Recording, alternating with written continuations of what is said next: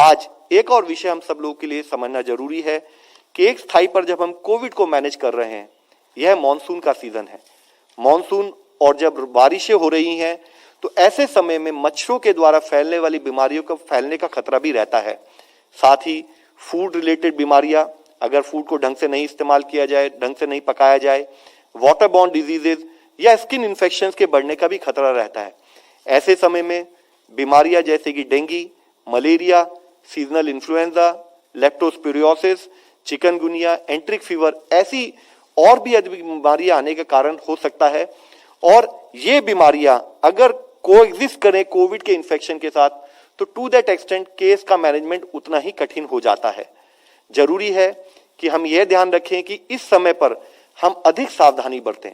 हम यह ध्यान रखें कि हम कोई इन्फेक्शन को आने का मौका ना दें, क्योंकि इससे क्लिनिकल मैनेजमेंट और पेशेंट आउटकम पर उसी स्थाई से एक और कार्य अधिक करना पड़ता है। इससे संबंधित गाइडलाइन पिछले वर्ष भी मिनिस्ट्री ऑफ हेल्थ के द्वारा इश्यू की गई थी।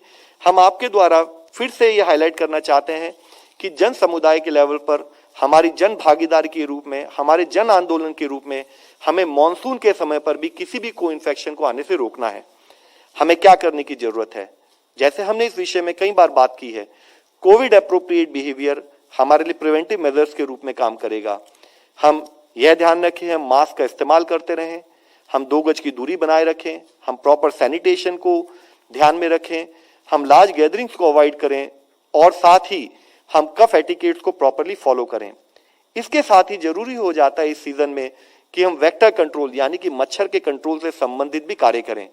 हमें जरूरी ध्यान रखें कि जो भी मॉस्किटो के ब्रीडिंग साइट्स हैं, कोई भी स्टैंडिंग वाटर ना हो जिसमें कि मच्छर पनप सके और जिसके द्वारा मच्छरों से संबंधित बीमारियां फैलने का खतरा रहे। इसी के साथ ही जब भी हमारे प्रांत में वैक्सीनेशन की सुविधा उपलब्ध हो, हम तुरंत से तुरंत वैक्सीन लगवाएं और अपने आप को कोविड-19 के द्वारा बचाने में अपने आप को सक्षम करें। जरूरी है कि हम इंसेक्ट रिपेलेंट्स का इस्तेमाल करें, चाहे वो अप्रूव्ड इंसेक्ट रिपेलेंट्स हो या इंसेक्टिसाइड ट्रीटेड हमारे बेड नेट्स हो या लॉन्ग लास्टिंग इंसेक्टिसाइडल नेट्स हो, हम उनका इस्तेमाल करें ताकि मच्छर को काटने से हम बचा सकें।